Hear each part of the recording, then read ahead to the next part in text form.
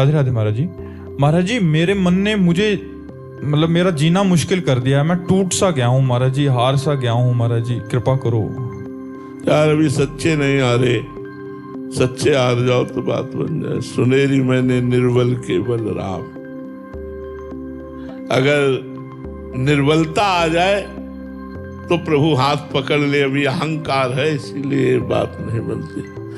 तो इसलिए हमारी मानो तो काउंटर लिए हो, नाम जब करते हो।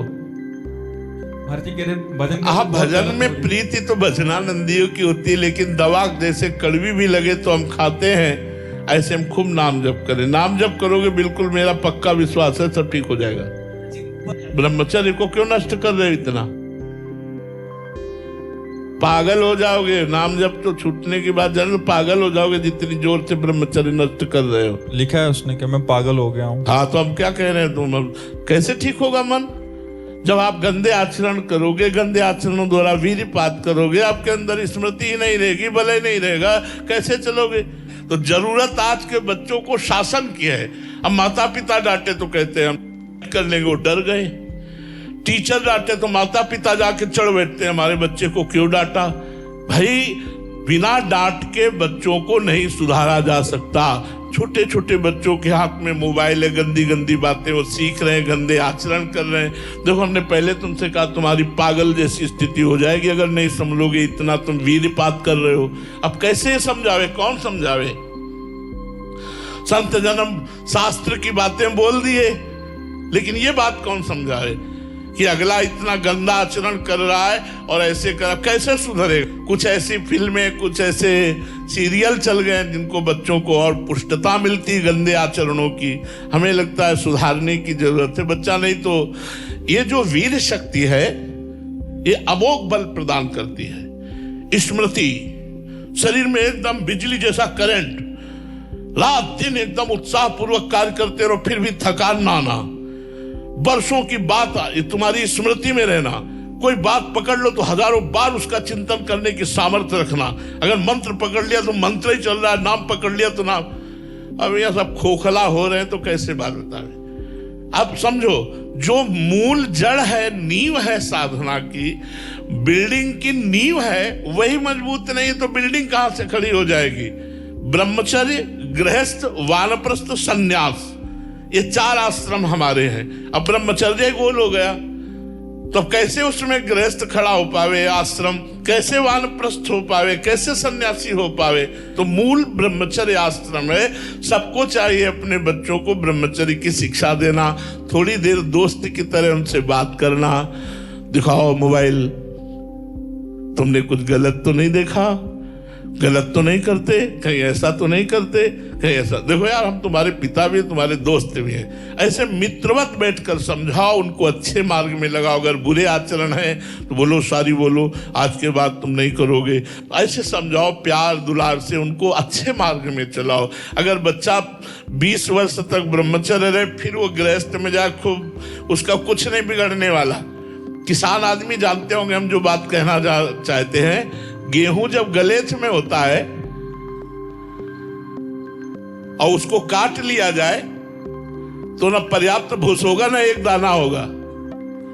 और मात्र केवल 20 दिन और रुक जाओ और उसकी बाली आ जाए और थोड़ा सा भूरापन आ जाए, फिर देख लो आप, डट के भूसा भी होगा और डट के अन्न भी होगा।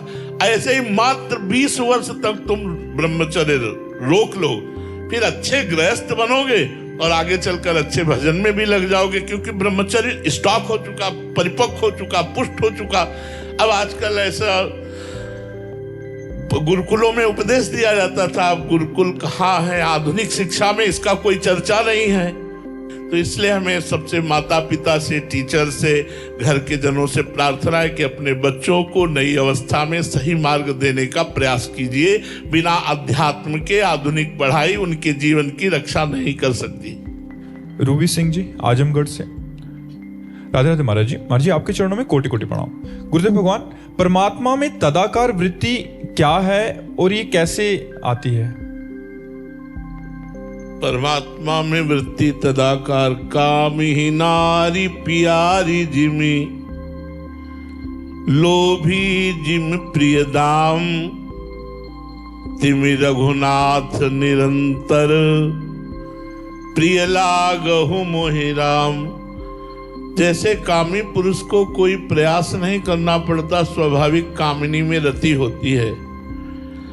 लोभी पुरुष को कोई प्रयास नहीं करना पड़ता, स्वाभाविक धन में उसकी रति होती है।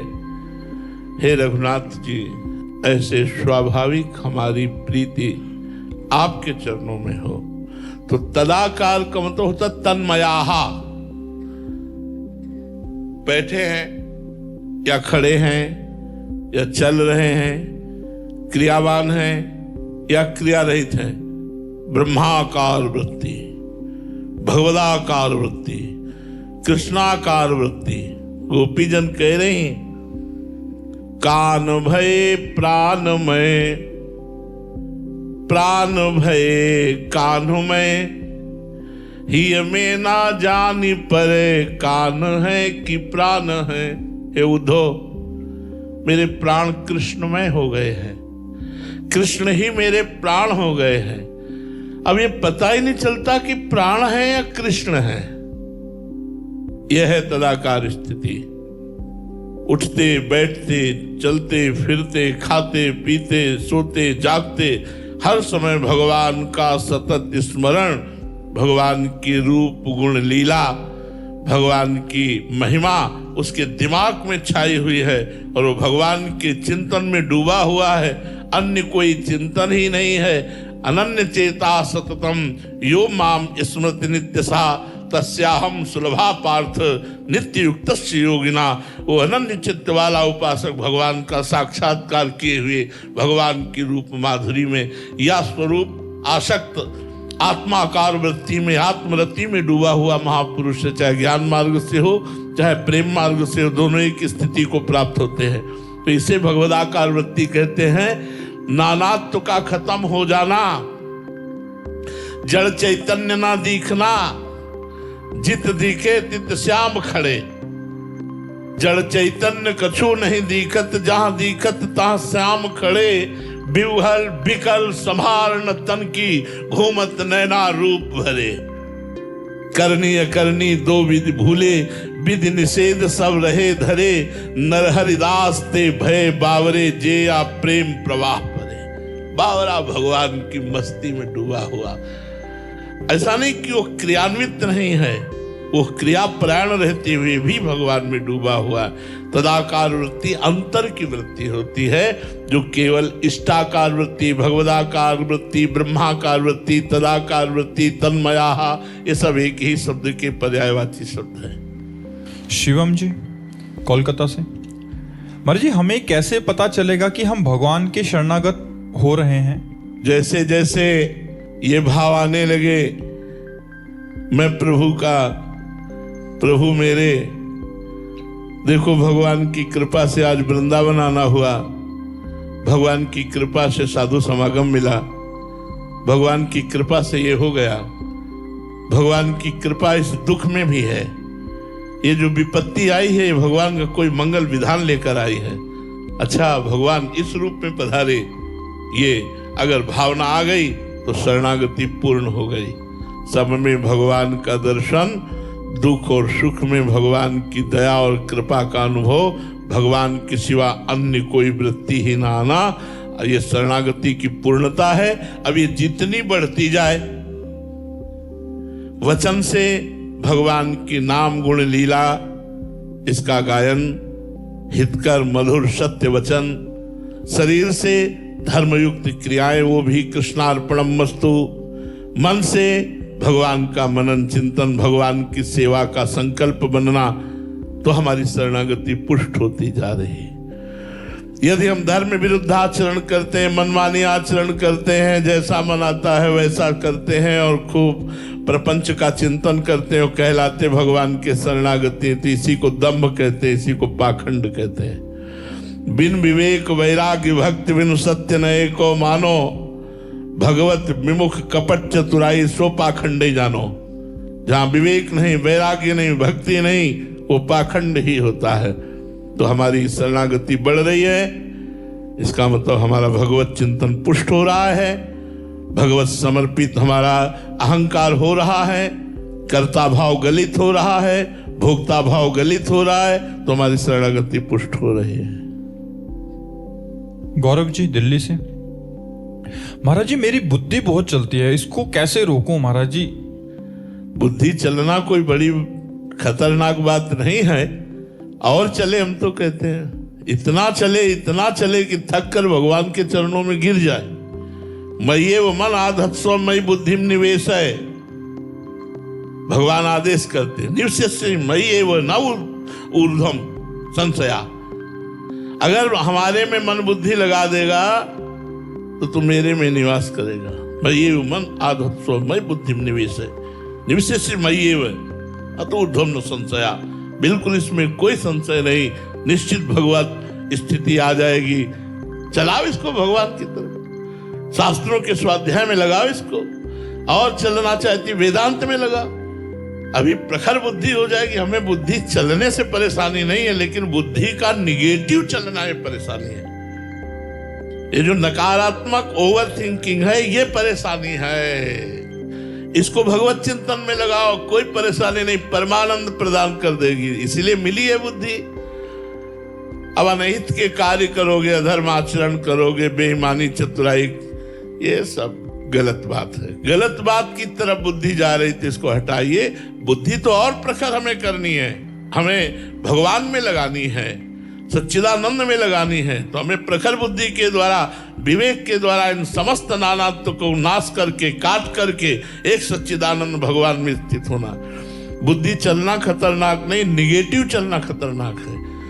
बुद्धि पॉजिटिव चले तब तो आनंद आ जाए, निगेटिव चल रही इसीलिए, धर्म विरुद्ध चल रही इसीलिए हानि, इसीलिए जन्म मरण नाना प्रकार की दुख विपत्ति भय शोक चिंता प्रदान कर रही।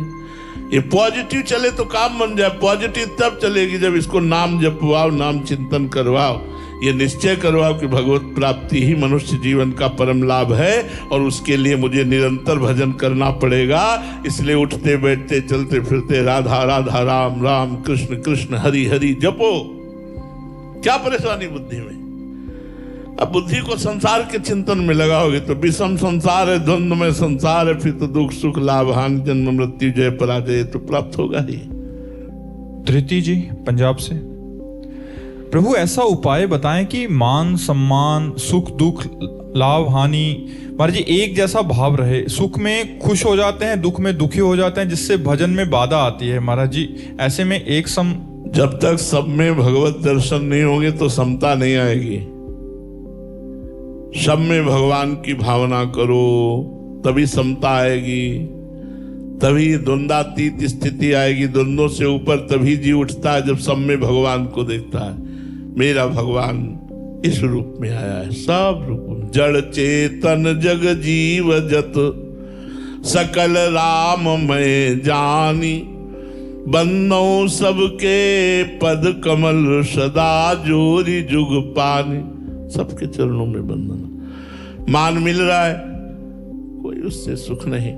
अपमान मिल रहा है, कोई उससे दुख नहीं। जो बहुमाने करे को मेरो, किए बहुमानत नाही बढ़ाई। जो अपमाने करे को केहूं, किए अपमान नहीं लघुताई। श्री हरिवंश गिरा रस मांझ मगन सबे निधि पाई। कहा? बोले प्रभु की लीला गुणगान में मेरी बुद्धि मस्त है।